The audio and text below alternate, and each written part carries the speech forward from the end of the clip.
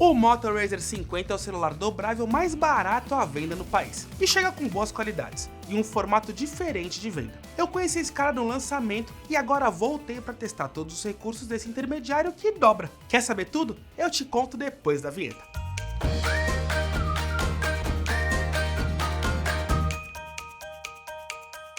A opção de ter dois celulares dobráveis na linha Razr vem desde o ano passado, e é uma tática esperta. Se celular dobrável é o desejo de várias pessoas, por que não encontrar uma forma para que ele seja mais acessível? E a forma que a Motorola encontrou para isso foi produzir um celular intermediário nas configurações, mas com uma construção bem próxima ao modelo Ultra. Esse sim é um top de linha. Eu achei uma ótima ideia, porque a Motorola tem acertado bastante no design dos seus aparelhos mais caros. E não é diferente por aqui. Deixa eu explicar. Lembra do Razr 40 Ultra do ano passado? Ele tinha uma boa tela externa de 3.6 polegadas que permitia fazer bastante coisa nele, certo? Ela agora é a tela externa do Razr 50. Uma bela sacada, mas eu falo mais desse display daqui a pouco, porque antes eu quero falar da construção desse aparelho. Bom, não falta nada aqui em termos de uso de materiais. Os frames laterais seguem arredondados e feitos em metal, com botões bem discretos do lado direito. Um maior de liga e desliga, que também funciona como leitor biométrico, e dois menores de volume. Do lado oposto, fica a gaveta para um único chip. Mas como ele suporta um segundo SIM virtual, não tem problema. Ainda tem dois microfones para chamadas no topo, e no outro frame tem as saídas de som,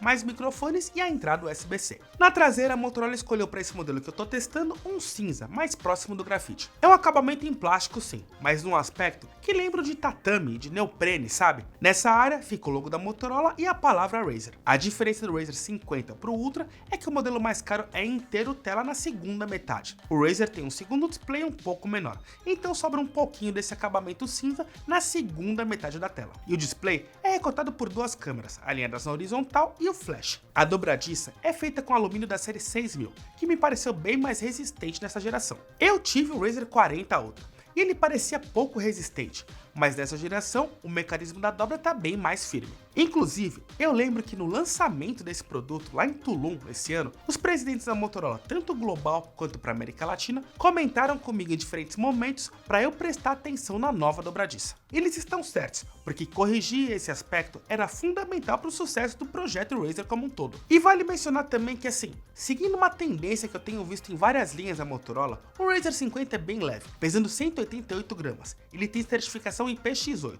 ou seja, a máxima contra a água, mas não tem nenhuma contra a poeira, o que é natural, por ser um dispositivo que tem peças móveis. Bom, a gente tem duas telas para comentar e eu vou começar pela externa. Ela é muito boa. A gente está falando aqui de uma AMOLED com 90 Hz de frequência, suporte HDR10 Plus, densidade de 413 ppi e pico de brilho de 1700 nits. É uma tela quase Full HD que tem proteção Gorilla Glass Victus. E lembrando que ela tem 3.6 polegadas. Tem várias coisas que eu gosto bastante nesse display da Motorola. A primeira é a calibração de cores, que é ótima. A segunda é o trabalho de software que a empresa faz. Ela criou uma versão do Android para esse segundo display, inclusive com um painel rápido arrastando de cima para baixo. Talvez você não saiba, mas o Android não dá suporte a essa tela menor. Então todo o trabalho de sistema para que esse display fique funcional é da Motorola. A terceira coisa é sobre como os aplicativos foram adaptados para funcionarem muito bem nesse tamanho reduzido. O teclado ainda é um desafio, mas no meu caso funciona bem se diminuir o tamanho. Então, para uma resposta rápida de WhatsApp, para digitar o endereço do seu destino no Uber ou no Waze, responder um e-mail e falar com o Gemini, esse teclado e esses apps na versão menor vão funcionar muito bem. A Motorola mostra números que indicam que a tela externa diminuiu bastante a necessidade de abrir o celular para usar a tela maior interna.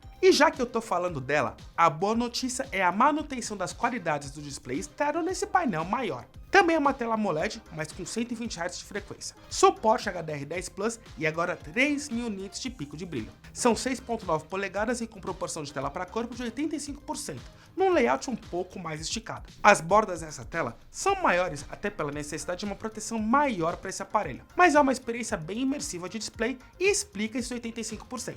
A experiência da tela no geral é ótima, e o vinco do display quando aberto é quase inexistente. Uma das melhores experiências nesse sentido que eu tive com dobrável, E olha que eu testei praticamente todos. E deixa eu te lembrar de se inscrever aqui no canal para você não perder nada que a gente posta aqui. E 2 dicas para economizar. Primeira, nosso grupo de ofertas, que sempre tem boas promoções que nosso time separa. Tá no Telegram e no WhatsApp. E a segunda, para economizar em qualquer compra, é o nosso comparador de escolha segura, que é a extensão do seu navegador ou aplicativo Android. E bora continuar, vai! O Razer 50, como é bom lembrar, é um celular intermediário no desempenho. Essa é a concessão para que ele seja o mais barato dos dobráveis, porque todos os outros aparelhos com essa característica são tops de linha. Seja o próprio Razer 50 Ultra, como os Galaxy Z Fold e Z Flip 6, eles usam os chips mais potentes disponíveis. Não é o caso desse cara aqui. O chipset dele é o MediaTek Dimensity 7300X, que é construído em processo de 4 nanômetros e usa uma CPU octa-core, com 4 núcleos de potência e outros 4 de economia de energia. Pro dia a dia, ele consegue um desempenho bem satisfatório,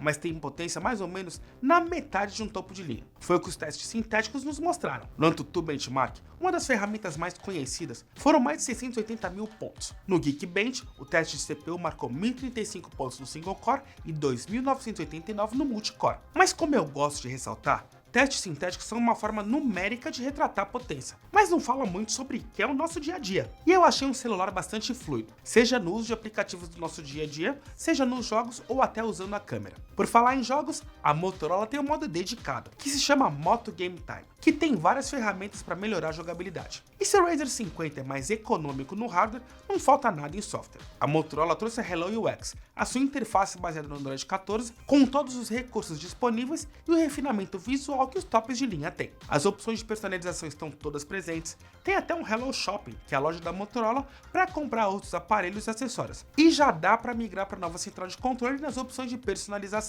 O Moto Connect agora se chama Smart Connect e é muito mais completo. Não só o desktop móvel, mas também a opção de usar o celular como webcam, a opção de telefone no PC, dá para streamar apps, enfim, bastante coisa. É até um recado que a fabricante dá para a Samsung, que deixou o seu DeX parado no tempo, com poucas novidades nos últimos anos. Mas o principal ponto que a Motorola quis chamar a atenção para o Razer 50 é a sua integração completa com o Gemini. Foi a forma que a fabricante encontrou para entrar na conversa sobre inteligência artificial. O Gemini do Google é o assistente pessoal oficial do aparelho, e de forma fácil, seja com voz, com texto ou até mesmo por imagens, é possível pedir para que ele planeje uma viagem, escreva e-mails ou acesse informações dos aplicativos do Google, como mapas, voos, Gmail, Drive, YouTube, enfim. E dá para fazer tudo na palma da sua mão. E o mais legal é que o Gemini pode ser acessado também na sua tela externa. Eu detalhei bastante os recursos de um vídeo do Razer 50 Ultra, que está aqui no card, mas em resumo, a ideia é que você tenha toda a interatividade com esse assistente pessoal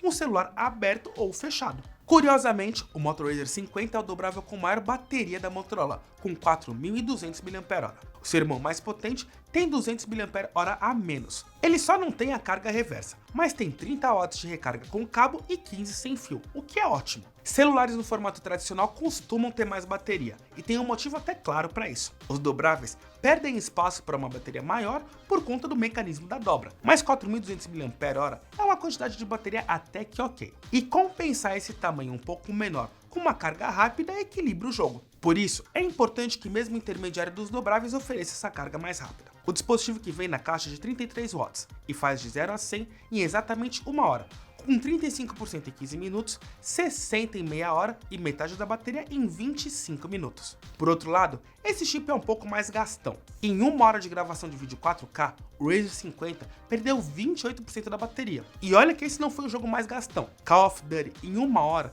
drenou 1/5 do tanque, ou 20%, enquanto Asphalt Unite, no mesmo tempo, gastou metade disso, 10%. Ele ainda teve o mesmo consumo em 2 atividades diferentes: assistir vídeos no YouTube e navegar no Chrome ou redes sociais. Nos dois casos, 6% em 1 hora, ou 1% a cada 10 minutos. E a gente chegou na hora que vocês esperam e onde tem mais menções nos comentários: as câmeras. Vocês amam discordar e de vez em quando concordar com o que a gente fala por aqui. E de cara, tem uma coisa que eu gosto nos dobráveis, é que de algum modo você vai ter sempre a melhor selfie escolhendo esse tipo de celular, porque ele te permite tirar fotos do seu rosto usando as melhores câmeras disponíveis e se vendo na hora de fazer a foto. Além disso, o formato dobrável te permite usar o celular como um stand ou criar ângulos diferentes de fotografia que você não teria usando o aparelho de barra. E olha, a câmera de selfie não é nem ruim, tá? Tem 32 megapixels, mas algumas outras configurações poderiam ser melhores. A abertura de luz é pequena, f2.4, então entra menos luz do que em outros outros modelos, e o pixel tem tamanho de 0.7 micron.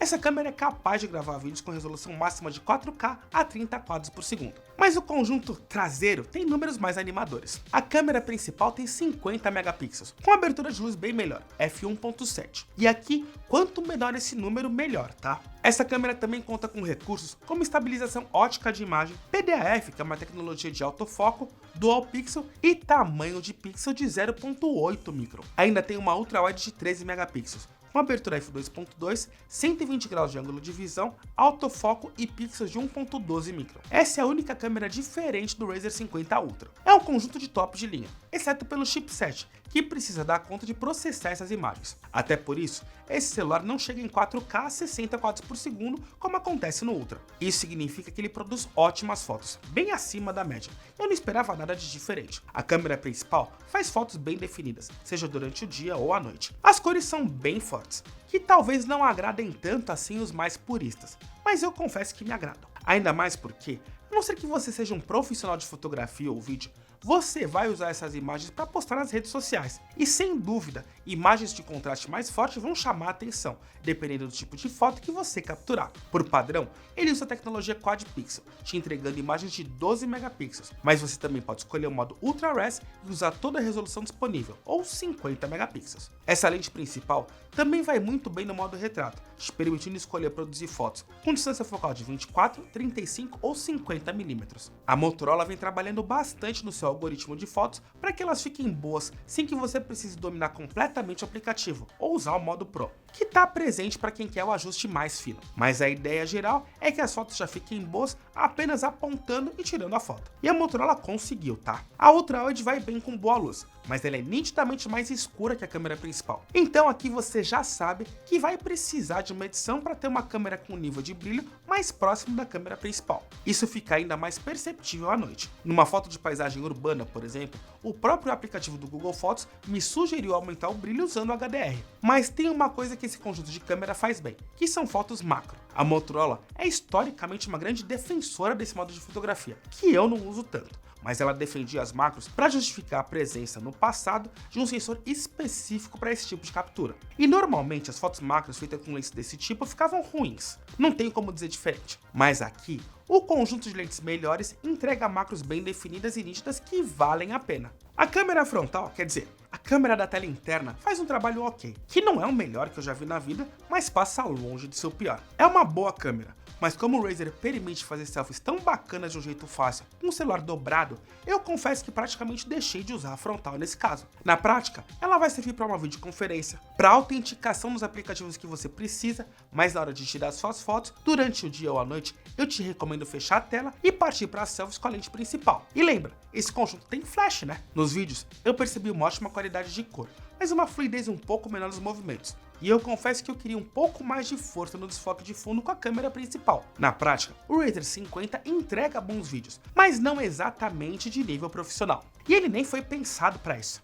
Lembra, aqui a gente está falando de um celular intermediário, um bom intermediário, mas não um top de linha. E nem todo top de linha também é feito para fotografia. Então tá tudo bem ele ter essas limitações. Por fim, o Razer 50 Ultra é um dos melhores aparelhos premium que a gente tem no mercado. E o único argumento que eu tenho para chamar esse cara de intermediário é o fato dele ter um chipset da MediaTek da série 7000. Mas todo o resto dele é de aparelho de prateleira mais alta. A construção, os recursos, as possibilidades de carregamento rápido com fio sem fio, memória RAM, armazenamento, tá cada vez mais difícil entender onde está o limite entre as prateleiras do meio e as mais altas. Talvez por isso a gente espere até mais o aparelho e se decepcione um pouco com as limitações que ele tem, especialmente na gravação de vídeos, que foi onde ele me pegou. Só tem um problema aqui, a Motorola também não entendeu esse limite entre intermediário e top de linha, e o preço desse cara tá bem alto. Ele foi anunciado em parceria com a Vivo, pelo preço de R$ 3.999 à vista no plano Vivo Família 60GB, que custa R$ 245 por mês. No site da Motorola ele está saindo, no momento que eu produzo esse vídeo, R$ 4.674,15 à vista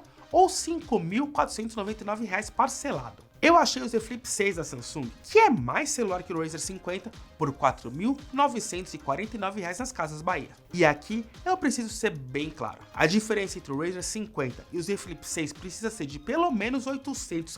É uma diferença que considera o desempenho bruto e a qualidade fotográfica de cada um deles, que é o que determina quem é top de linha e quem é intermediário premium. Numa diferença menor que esse valor, a balança sempre vai pender para o Z Flip 6. Isso porque eu nem estou considerando o preço oficial do Razer 50 Ultra, de R$ 7.199 à vista no site da Motorola, ou mais de R$ 5.800 no varejo em novembro de 2024. Então, pra ser honesto com vocês, por mais legal que seja o Razer 50, por mais que eu tenha curtido a experiência com ele, só dá pra recomendar esse cara quando o preço dele cair bem, pra um valor abaixo de R$ 4.000. E eu vou usar a própria Motorola como benchmark. O Edge 50 Ultra, o melhor celular da empresa para esse ano, com chipset Qualcomm de última geração, custa R$ 5.000 à vista no site da própria fabricante. Não é que eu esteja pegando no pé da Motorola, mas a diferença entre o Razer 50 e o Edge 50 Ultra não é de pouco mais de R$ 300, é bem mais. Desculpa fazer esse racional longo com vocês na conclusão desse vídeo, mas o meu papel aqui é pensar no seu bolso. Só que essa é a nossa opinião. Mas você, se animou com o Razer 50? Me conta aqui nos comentários pra gente continuar essa conversa. Deixa o like se você gostou do vídeo, não esquece de se inscrever